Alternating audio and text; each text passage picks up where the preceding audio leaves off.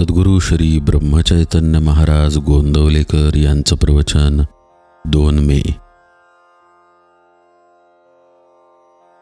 साधनात अत्यंत सावधगिरी पाहिजे.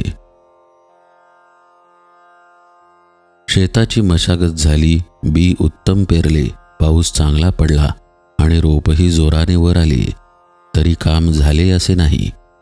कारण जसजशी एक एक पायरी पुढे जाईल तसतशी जास्त काळजी घेण्याची गरज असते. शेत वाढले तरी त्याचा नाश 2 कारणांनी होऊ शकतो. एक म्हणजे गुरेढोरे शेतात घुसून नाश करतील, किंवा दुसरे म्हणजे कीड पडून किंवा टोळधाडीसारखा काही उपद्रव होऊन शेत साफ नाहीसे होईल.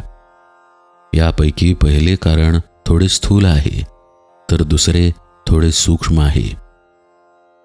शेतात गुरेढोरे शिरली तर वरवर दृष्टी टाकूनही सहज समजते आणि त्यांना हाकलताही येते. पण कीड पडली तर जवळ जाऊन बारकाईने पाहावे लागेल. शेताला कुंपण घालून ढोरे आत शिरणार नाहीत असा बंदोबस्त करता येतो आणि राख, शेण, औषधे वगैरे टाकून कीड न लागेल अशी तजवीज करता येते. हे सर्व करताना शेतकऱ्याला सतत जागृत राहावे लागते, म्हणजेच एकसारखे शेतावर लक्ष ठेवावे लागते.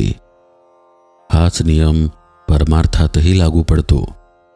साधकाने अत्यंत काळजीने वागणे जरूर आहे.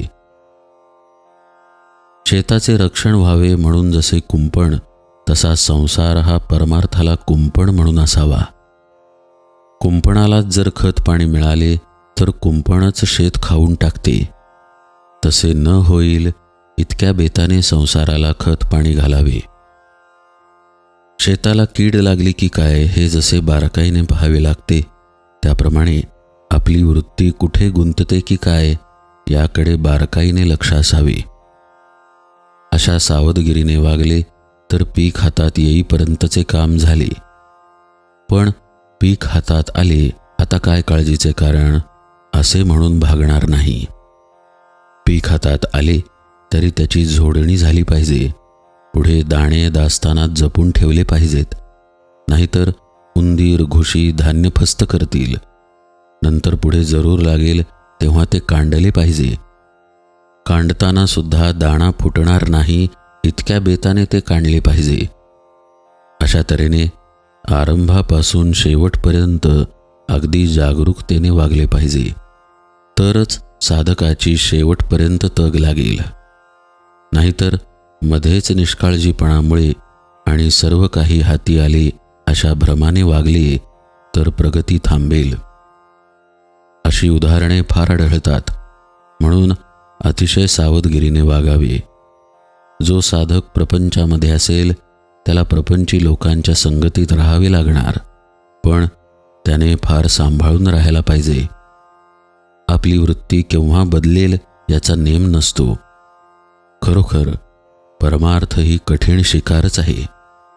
शिकार अशी मारली पाहिजे की आपल्या मीपणाला मारून आपण जिवंत राहिले पाहिजे आणि आपल्याला नको तेवढेच गळून पडले पाहिजे.